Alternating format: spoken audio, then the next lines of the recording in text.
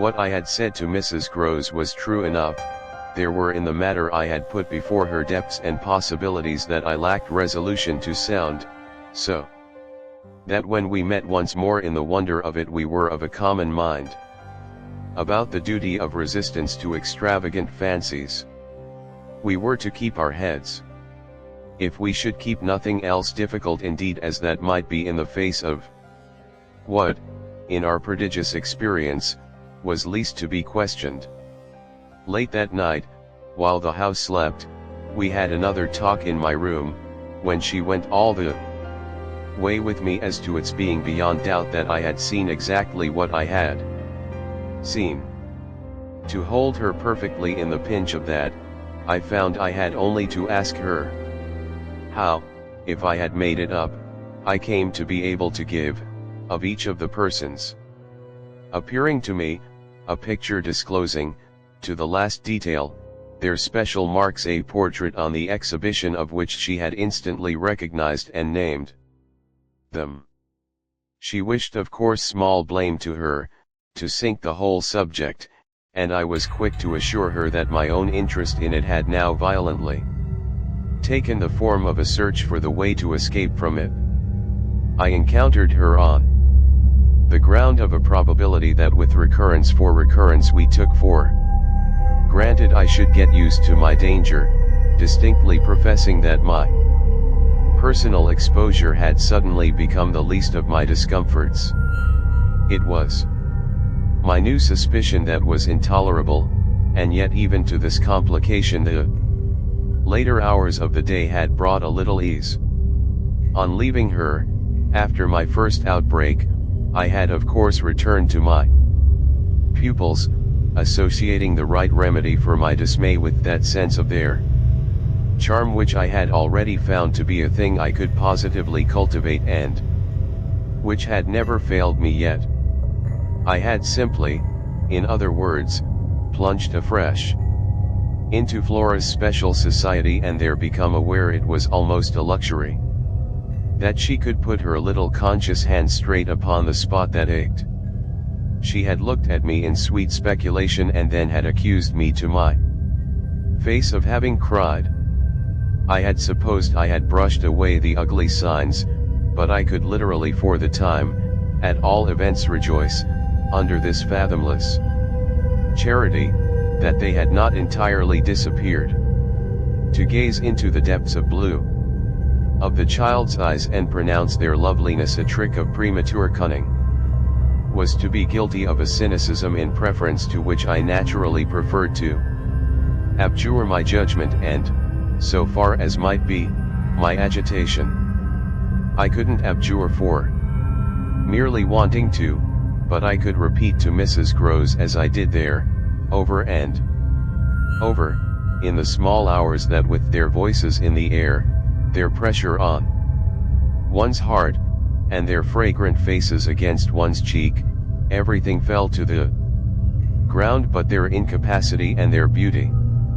It was a pity that, somehow, to settle this once for all, I had equally to re-enumerate the signs of subtlety that, in the afternoon, by the lake had made a miracle of my show of self-possession.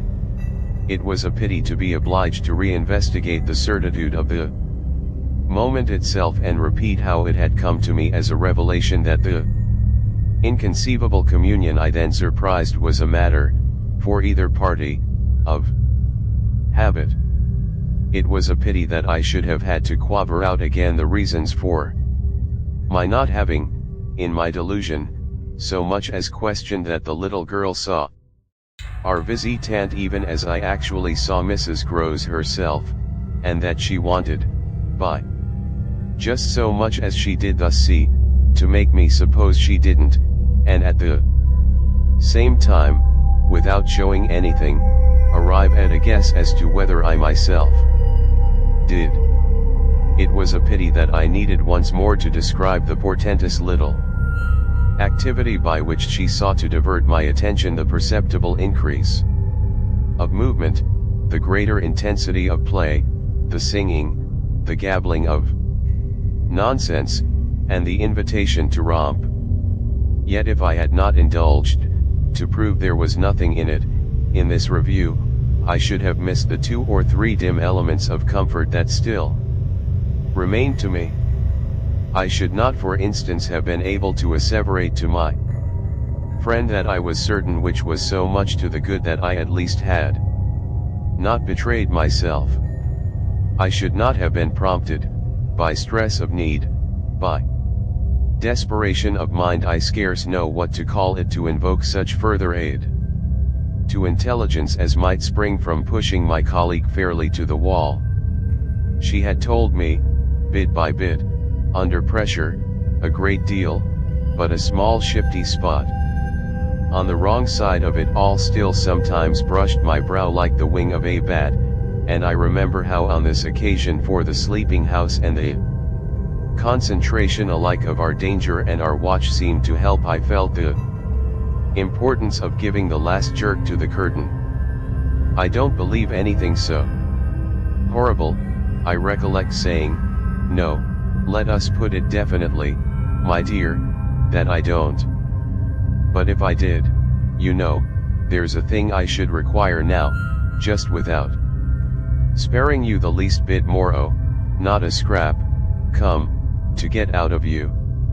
What was it you had in mind when, in our distress, before Miles came back, over the letter from his school, you said, under my insistence, that you didn't pretend for him that he had not literally ever been bad? He has not literally ever, in these weeks that I myself have lived with him and so closely watched him, he has been an imperturbable little prodigy of delightful, lovable goodness.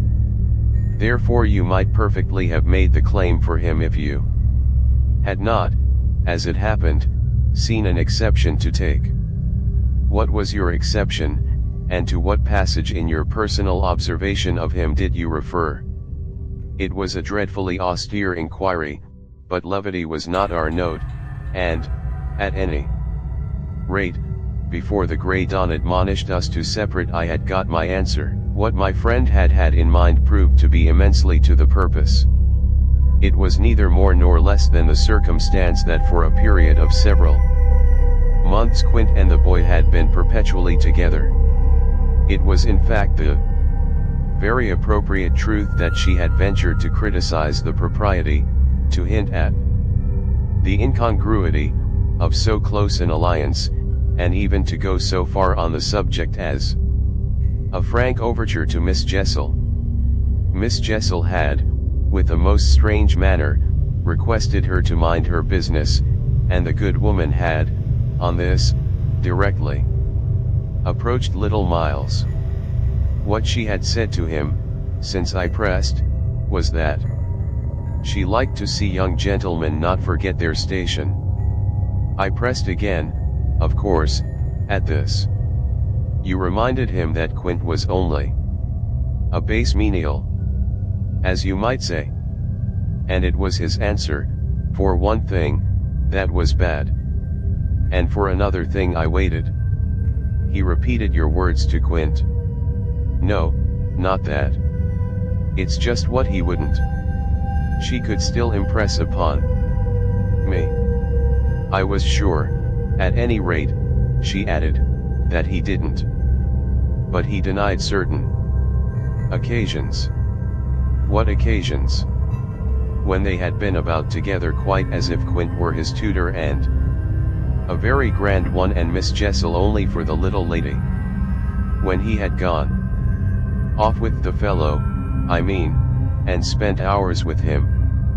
He then prevaricated about it. He said he hadn't. Her assent was clear enough to cause me to add in a moment, I see. He lied. Oh. Mrs. Groves mumbled. This was a suggestion that it didn't matter, which indeed she backed up by a further remark. You see, after all, Miss Jessel didn't mind. She didn't forbid him. I considered. Did he put that to you as a justification? At this she dropped again. No, he never spoke of it. Never mentioned her in connection with Quint. She saw, visibly flushing, where I was coming out. Well, he didn't show anything. He denied, she repeated, he denied. Lord, how I pressed her now. So that you could see he knew what was between the two wretches. I don't know, I don't know. The poor woman groaned. You do know, you dear thing, I replied, only you haven't my dreadful boldness of mind, and you keep back, out of timidity and modesty and delicacy, even the impression that, in the past, when you had, without my aid, to flounder about in silence, most of all made you miserable. But I shall get it out of you yet. There was something in the boy that suggested to you, I continued, that he covered and concealed their relation. Oh, he couldn't prevent. You're learning the truth, I dare say. But, heavens, I fell, with vehemence, a-thinking, what it shows that they must, to that extent, have succeeded in making of him. Ah, nothing that's not nice now. Mrs. Groves lugubriously pleaded. I don't wonder you looked queer, I persisted, when I mentioned to you the letter from his school. I doubt if I looked as queer as you. She retorted with homely force, and if he was so bad then as that comes to, how is he such an angel now? Yes, indeed, and if he was a fiend at school. How well, I said in my torment, you must put it to me again, but I shall not be able to tell you for some days. Only, put it to me again. I cried in a way that made my friend stare. There are directions in which I must not for the present let myself go.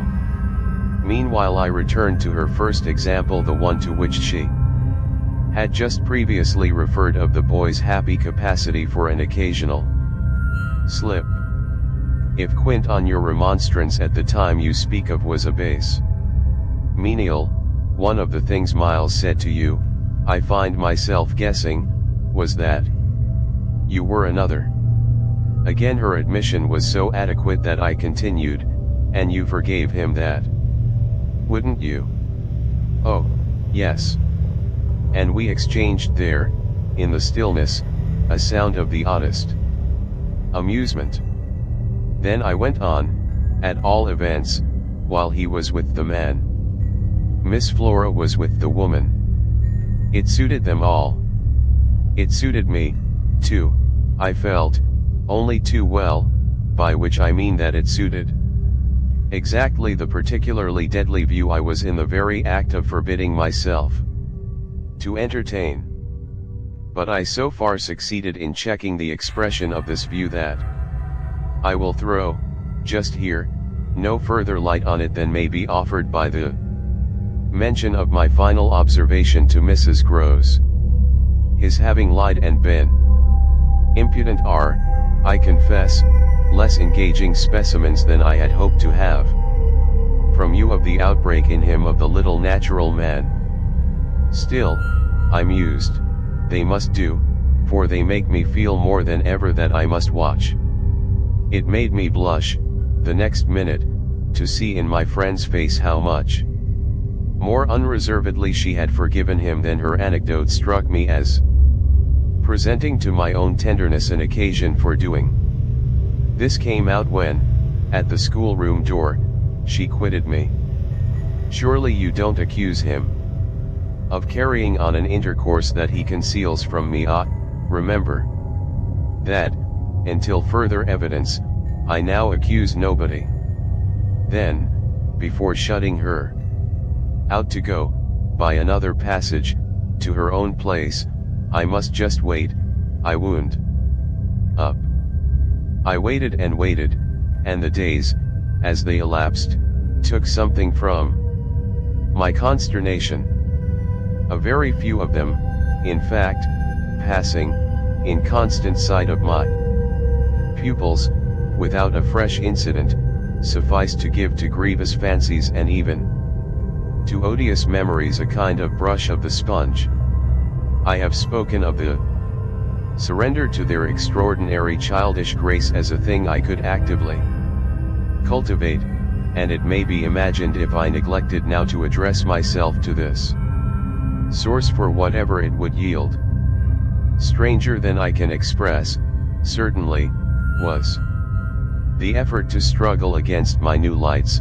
It would doubtless have been, however, a greater tension still had it not been so frequently successful.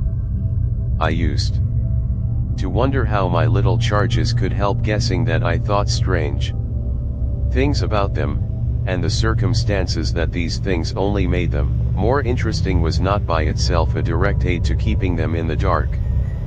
I trembled lest they should see that they were so immensely more interesting.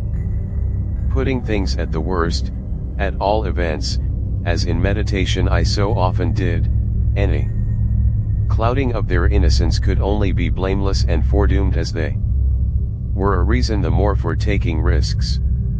There were moments when, by an irresistible impulse, I found myself catching them up and pressing them to my heart. As soon as I had done so I used to say to myself, what will they think of that? Doesn't it betray too much? It would have been easy to get into a sad, wild tangle about how much I might betray, but the real account, I feel, of the hours of peace that I could still enjoy was that the immediate charm of my companions was a beguilement still effective even under the shadow of the possibility that it was studied. For if it occurred to me that I might occasionally excite suspicion by the little outbreaks of my sharper passion for them, so too I remember wondering if I mightn't see a queerness in the traceable increase of their own demonstrations. They were at this period extravagantly and preternaturally fond of me, which, after all, I could reflect, was no more than a graceful response in children perpetually bowed over and hugged. The homage of which they were so lavish succeeded, in truth, for my nerves, quite as well as if I never appeared to myself, as I may say, literally to catch them at a purpose in it. They had never, I think, wanted to do so many things for their poor protectress, I mean, though they got their lessons better and better, which was naturally what would please her most in the way of diverting, entertaining, surprising her, reading her passages, telling her stories, acting her charades, pouncing out at her, in disguises, as animals and historical characters, and, above all, astonishing her by the pieces they had secretly got by heart and could interminably recite. I should never get to the bottom were I to let myself go even now of the prodigious private commentary, all under still more private correction, with which, in these days, I overscored their full hours. They had shown me from the first a facility for everything, a general faculty which, taking a fresh start, achieved remarkable flights. They got their little tasks as if they loved them, and indulged, from the mere exuberance of the gift, in the most unimposed little miracles of memory. They not only popped out at me as tigers and as Romans, but as Shakespeareans, astronomers, and navigators. This was so singularly the case that it had presumably much to do with the fact as to which, at the present day, I am at a loss for a different explanation. I allude to my unnatural composure on the subject of another school for miles. What I remember is that I was content not, for the time, to open the question, and that contentment must have sprung from the sense of his perpetually striking show of cleverness. He was too clever for a bad governess, for a parson's daughter, to spoil, and the strangest, if not the brightest thread in the pensive embroidery I just spoke of was the impression I might have got, if I had dared to work it out, that he was under some influence operating in his small intellectual life as a tremendous incitement. If it was easy to reflect, however, that such a boy could postpone school, it was at least as marked that for such a boy to have been kicked out by a schoolmaster was a mystification without end. Let me add that in their company now, and I was careful almost never to be out of it, I could follow no scent very far. We lived in a cloud of music and love and success and private theatricals. The musical sense in each of the children was of the quickest, but the elder in especial had a marvelous knack of catching and repeating. The schoolroom piano broke into all gruesome fancies, and when that failed there were confabulations in corners, with a sequel of one of them going out in the highest spirits in order to come in as something new. I had brothers myself, and it was no revelation to me that little girls could be slavish idolaters of little boys. What surpassed everything was that there was a little boy in the world who could have for the inferior age, sex, and intelligence so fine a consideration. They were extraordinarily at one, and to say that they never either quarreled or complained is to make the note of praise coarse for their quality of sweetness. Sometimes, indeed, when I dropped into coarseness, I perhaps came across traces of little understandings between them, by which one of them should keep me occupied while the other slipped away. There is a naive side, I suppose, in all diplomacy, but if my pupils practiced upon me, it was surely with the minimum of grossness. It was all in the other quarter that, after a lull, the grossness broke out. I find that I really hang back, but I must take my plunge. In going on with the record of what was hideous at Bly, I not only challenge the most liberal faith for which I little care, but, and this is another matter, I renew what I myself suffered, I again push my way through it to the end. There came suddenly an hour after which, as I look back, the affair seems to me to have been all pure suffering, but I have at least reached the heart of it, and the straightest road out is doubtless to advance. One evening, with nothing to lead up or to prepare it, I felt the cold touch of the impression that had breathed on me the night of my arrival, and which, much lighter than, as I have mentioned, I should probably have made little of in memory had my subsequent sojourn been less agitated. I had not gone to bed, I sat reading by a couple of candles. There was a roomful of old books at Bly last century. Fiction, some of it, which, to the extent of a distinctly deprecated renown, but never to so much as that of a stray specimen, had reached the sequestered home and appealed to the unavowed curiosity of my youth. I remember that the book I had in my hand was Fielding's Amelia, also that I was wholly awake. I recall further both a general conviction that it was horribly late and a particular objection to looking at my watch. I figure, finally, that the white curtain draping, in the fashion of those days, the head of Flora's little bed, shrouded, as I had assured myself long before, the perfection of childish rest. I recollect in short that, though I was deeply interested in my author, I found myself, at the turn of a page and with his spell all scattered, looking straight up from him and hard at the door of my room. There was a moment during which I listened, reminded of the faint sense I had had, the first night, of there being something undefinably astir in the house, and noted the soft breath of the open casement just move the half-drawn blind.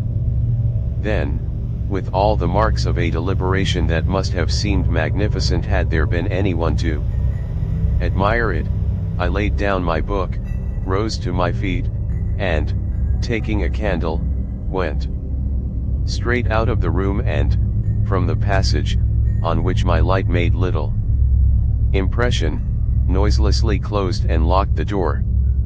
I can say now neither what determined nor what guided me, but I went straight along the lobby, holding my candle high, till I came within sight of the tall window that presided over the great turn of the staircase. At this point I precipitately found myself aware of three things.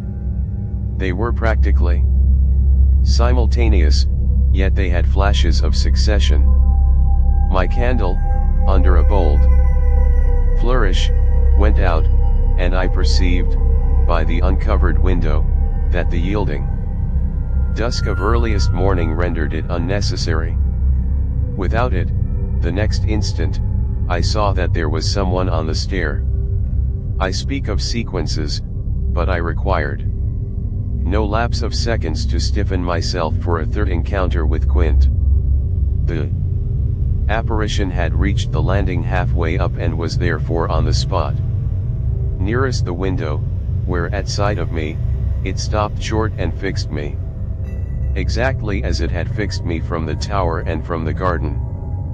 He knew me as well as I knew him, and so, in the cold, faint twilight, with a glimmer in the high glass and another on the polish of the oak stair below, we faced each other in our common intensity. He was absolutely, on this occasion, a living, detestable, dangerous presence. But that was not the wonder of wonders. I reserve this distinction for quite another circumstance, the circumstance that dread had unmistakably quitted me and that there was nothing in me there that didn't meet and measure him. I had plenty of anguish after that extraordinary moment, but I had, thank God, no terror. And he knew I had not. I found myself at the end of an instant magnificently aware of this. I felt, in a fierce rigor of confidence, that if I stood my ground a minute I should cease for the time, at least to have him to reckon with, and during the minute, accordingly, the thing was as human and hideous as a real interview, hideous just because it was human as to have met alone, in the small hours, in a sleeping house, some enemy, some adventurer, some criminal. It was the dead silence of our long gaze at such close quarters that gave the whole horror, huge as it was, its only note of the unnatural. If I had met a murderer in such a place and at such an hour, we still at least would have spoken. Something would have passed, in life, between us. If nothing had passed, one of us would have moved. The moment was so prolonged that it would have taken but little more to make me doubt if even I were in life.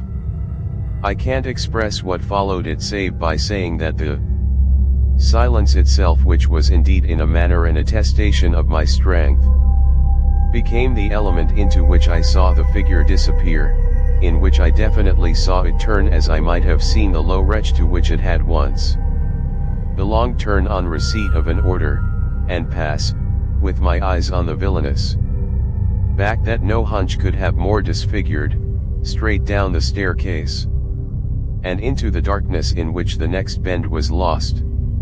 I remained a while at the top of the stair, but with the effect presently of understanding that when my visitor had gone, he had gone. Then I returned to my room.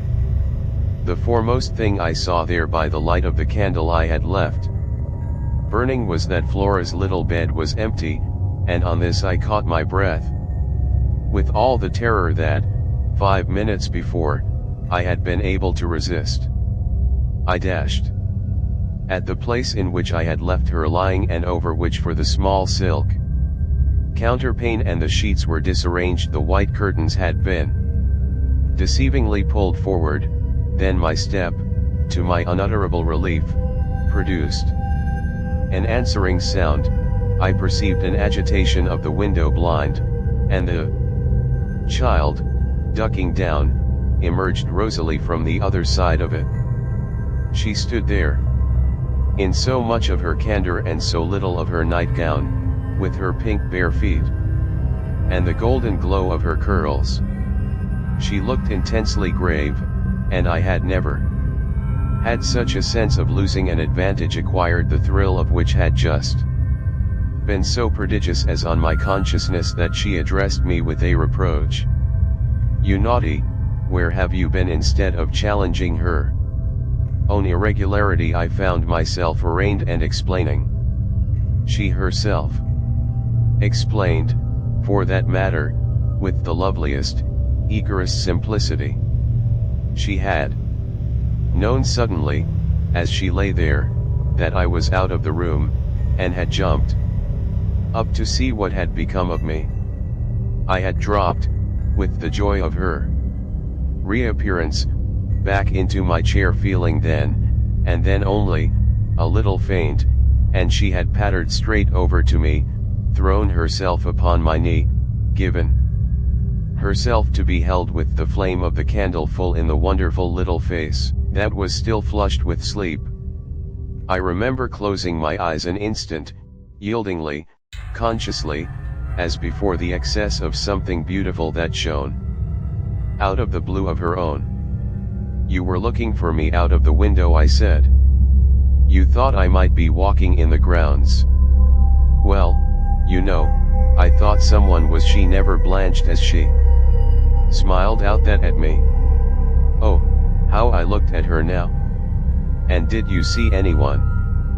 "Ah, no," she returned, almost with the full privilege of childish inconsequence, resentfully, though with a long sweetness in her little drawl of the negative.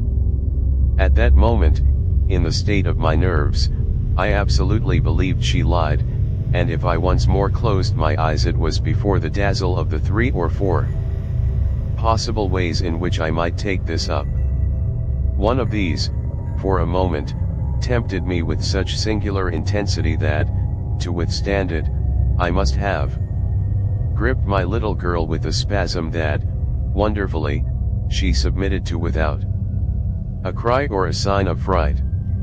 Why not break out at her on the spot and have it all over? Give it to her straight in her lovely little lighted face. You see, you know that you do, and that you already quite suspect I believe it, therefore, why not frankly confess it to me, so that we may at least live with it together and learn perhaps, in the strangeness of our fate, where we are and what it means." This solicitation dropped, alas, as it came.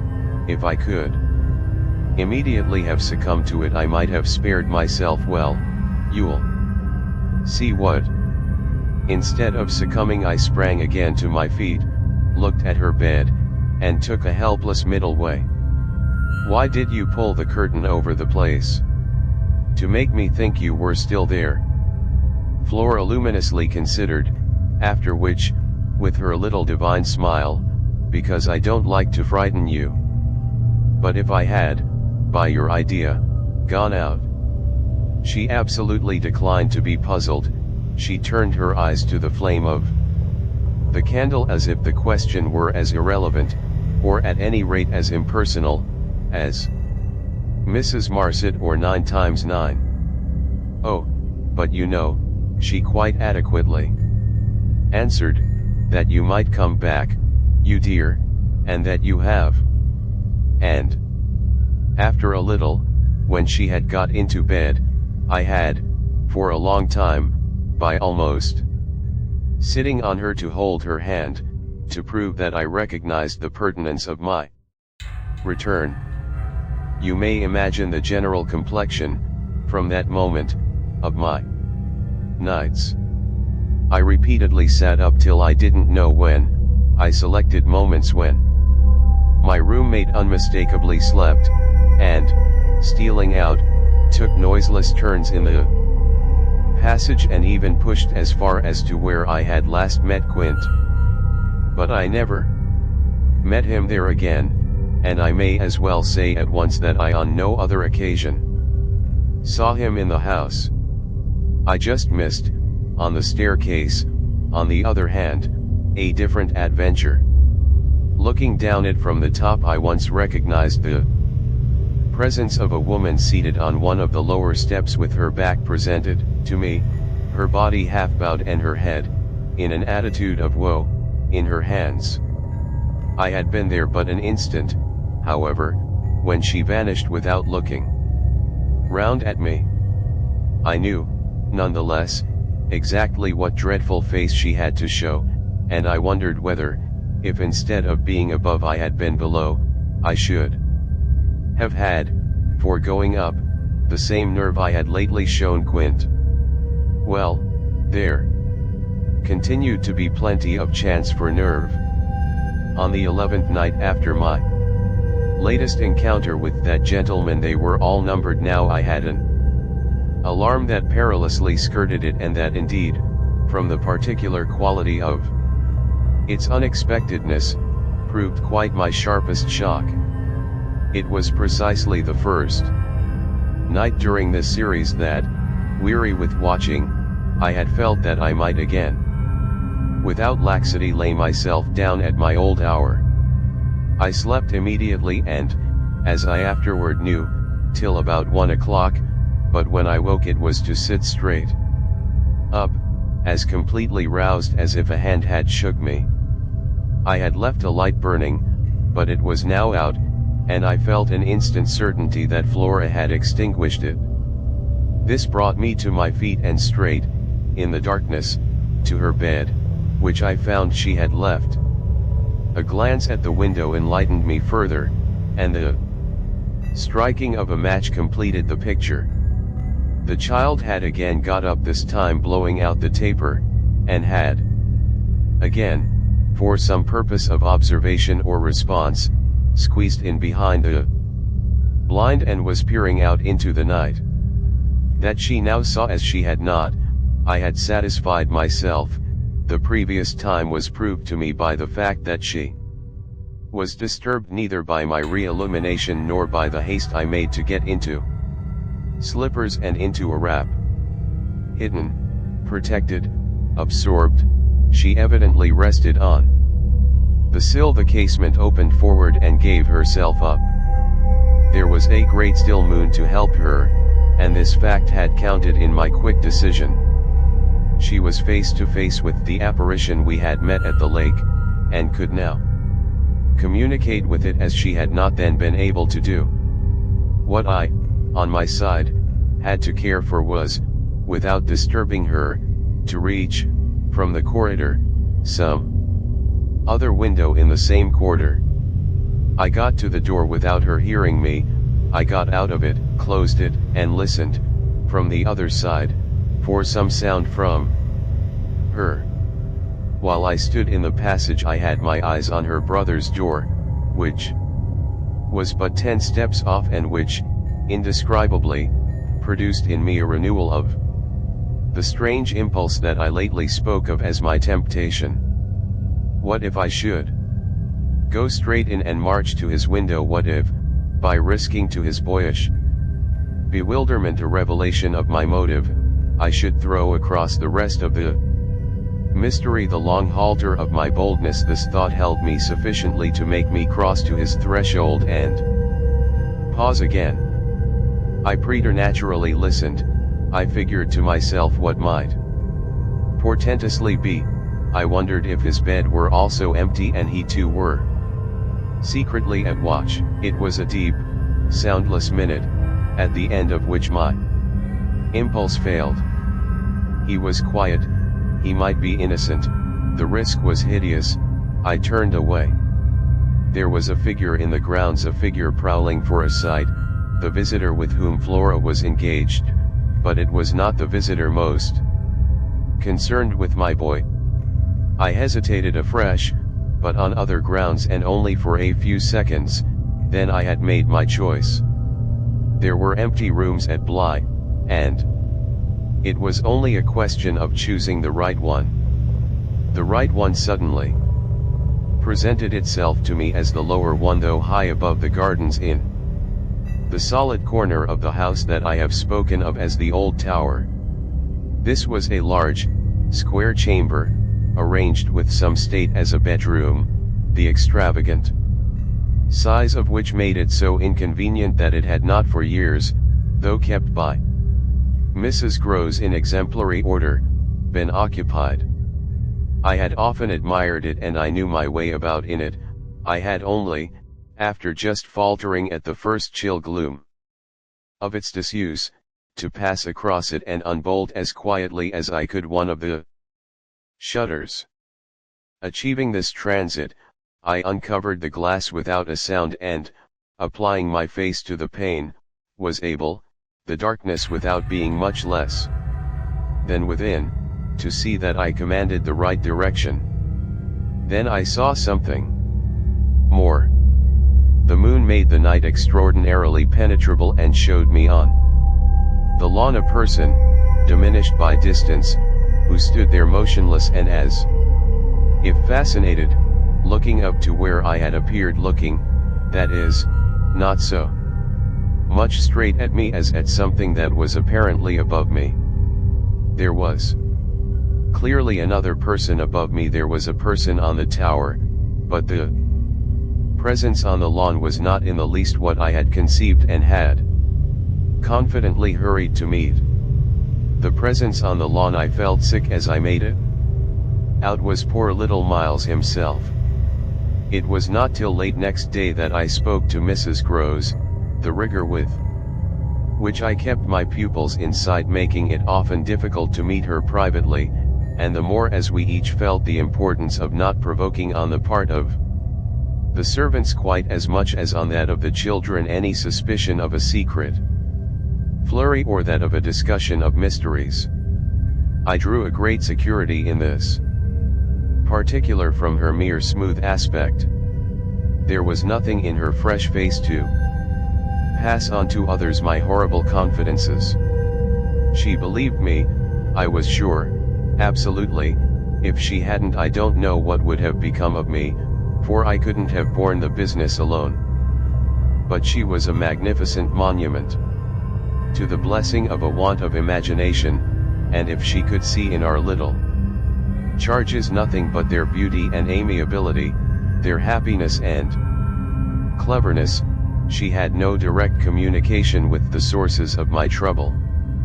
If they had been at all visibly blighted or battered, she would doubtless have grown, on tracing it back, haggard enough to match them. As matters stood, however, I could feel her, when she surveyed them, with her large white arms folded and the habit of serenity in all her look, thank the Lord's mercy that if they were ruined the pieces would still serve.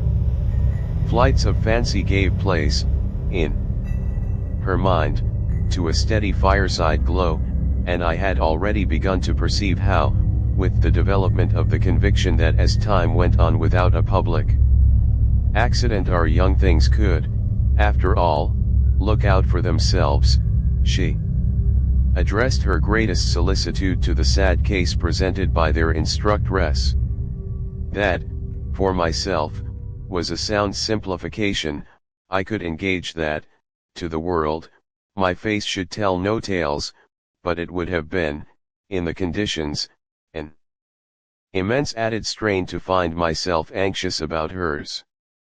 At the hour I now speak of she had joined me, under pressure, on the terrace, where, with the lapse of the season, the afternoon sun was now agreeable, and we sat there together while, before us, at a distance, but within call if we wished, the children strolled to and fro in one of their most manageable moods. They moved slowly, in unison, below us, over the lawn, the boy, as they went, reading aloud from a storybook and passing his arm round his sister to keep her quite in touch. Mrs. Groves watched them with positive placidity. Then I caught the suppressed intellectual creak with which she conscientiously turned to take from me a view of the back of the tapestry. I had made her a receptacle of lurid things, but there was an odd recognition of my superiority, my accomplishments and my function in her patience under my pain. She offered her mind to my disclosures as, had I wished to mix a witch's broth and proposed it with assurance, she would have held out a large, clean saucepan. This had become thoroughly her attitude by the time that, in my recital of the events of the night, I reached the point of what Miles had said to me when, after seeing him, at such a monstrous hour, almost on the very spot where he happened now to be, I had gone down to bring him in, choosing then, at the window, with the concentrated need of not alarming the house, rather that method than a signal more resonant. I had left her meanwhile in little doubt of my small hope of representing with success even to her actual sympathy my sense of the real splendor of the little inspiration with which, after I had got him into the house, the boy met my final articulate challenge.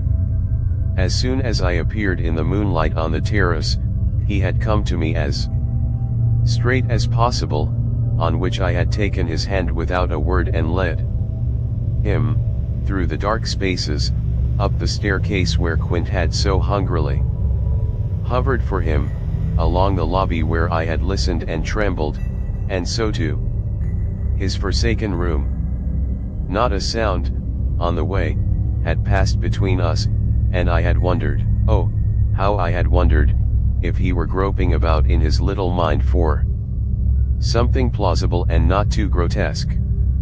It would tax his invention, certainly, and I felt, this time, over his real embarrassment, a curious thrill of triumph.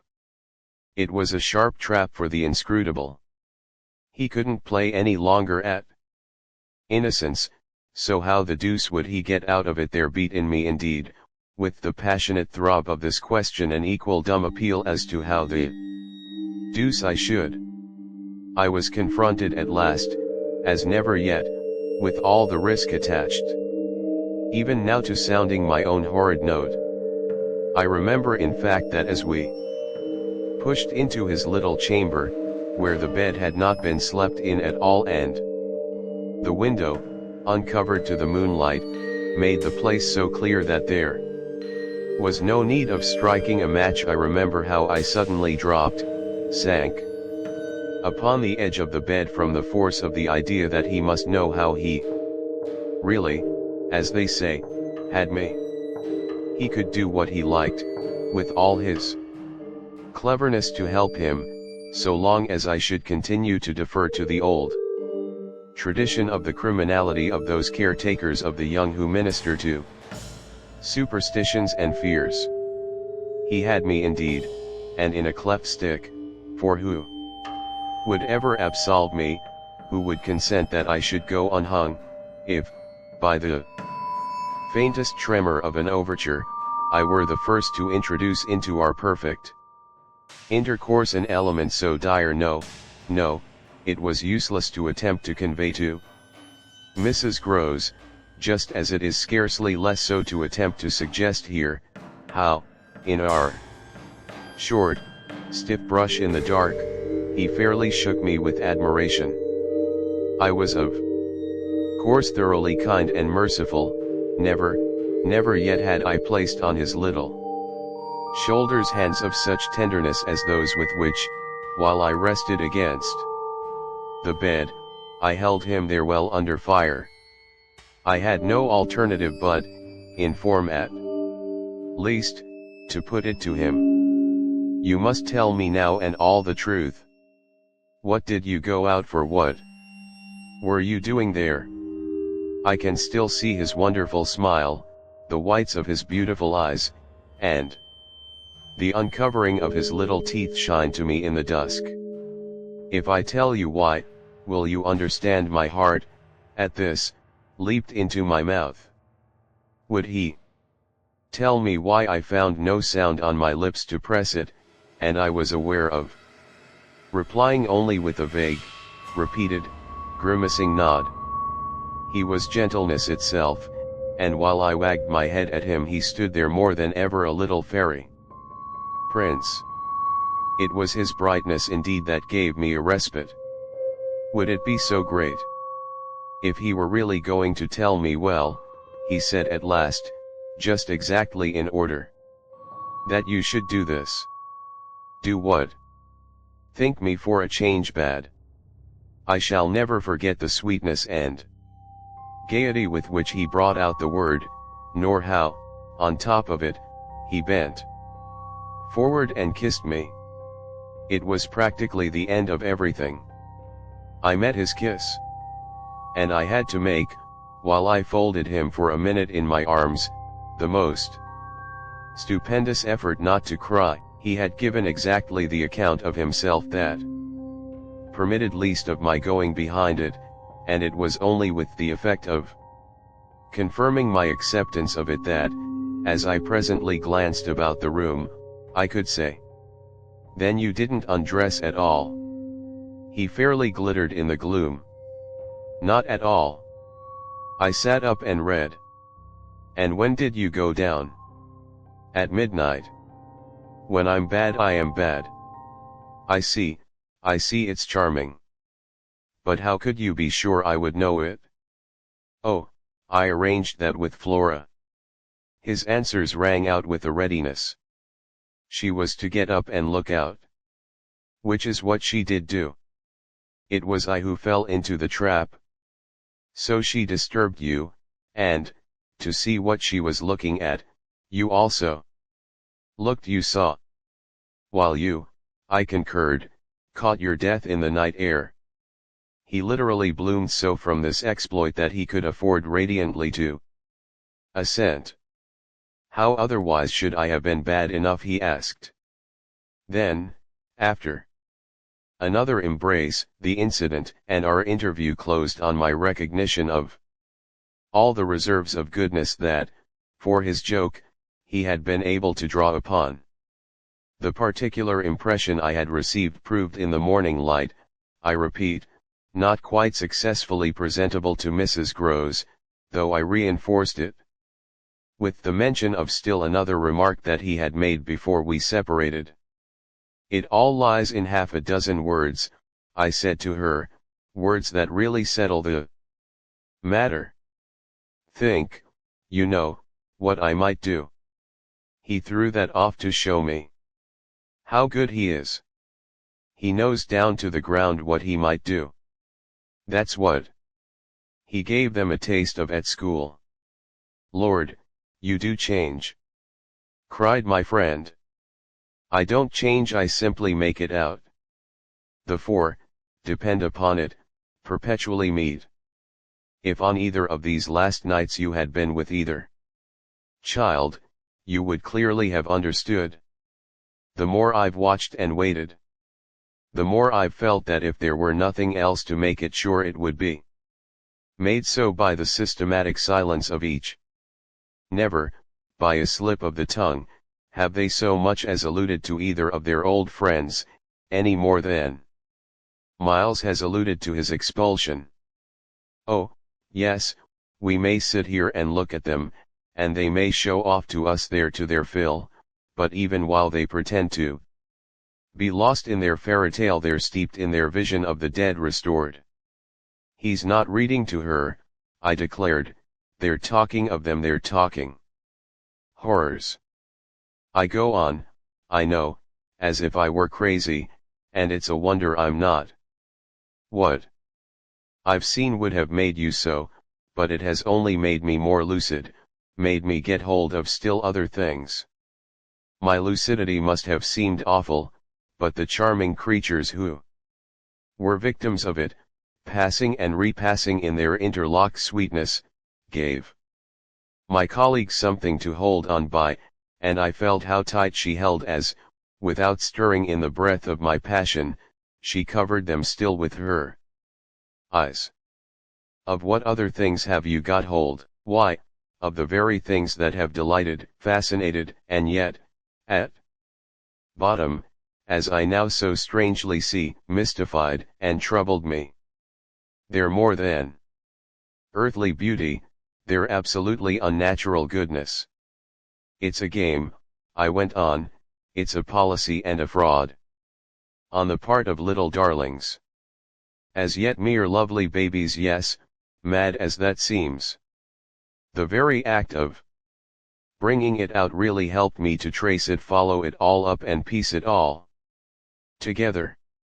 They haven't been good, they've only been absent. It has been easy to live with them, because they're simply leading a life of their own. They're not mine, they're not ours. They're his and they're hers. Quint's and that woman's. Quint's and that woman's. They want to get to them. Oh, how, at this, poor Mrs. Groves appeared to study them. But for what? For the love of all the evil that, in those dreadful days, the pair put into them. And to ply them with that evil still, to keep up the work of demons, is what brings the others back.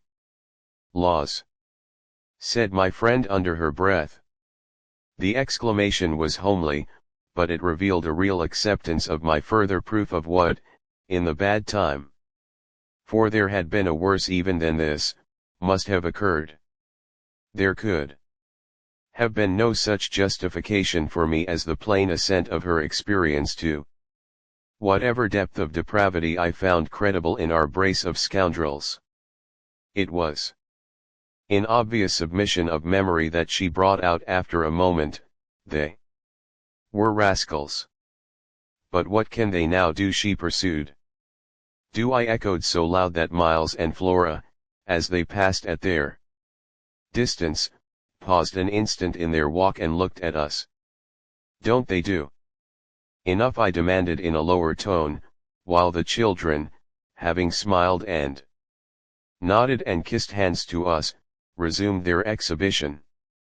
We were held by it a minute, then I answered, they can destroy them. At this my companion did turn, but the inquiry she launched was a silent one, the effect of which was to make me more explicit. They don't know, as yet, quite how, but they're trying hard. They're seen only across, as it were, and beyond in strange places and on high places, the top of towers, the roof of houses, the outside of windows, the further edge of pools, but there's a deep design, on either side, to shorten the distance and overcome the obstacle, and the success of the tempters is only a question of time. They've only to keep to their suggestions of danger, for the children to come and perish in the attempt. Mrs. Groves slowly got up, and I scrupulously added, unless, of course, we can prevent. Standing there before me while I kept my seat, she visibly turned things over. Their uncle must do the preventing. He must take them away. And who's to make him? She had been scanning the distance, but she now dropped on me a foolish face.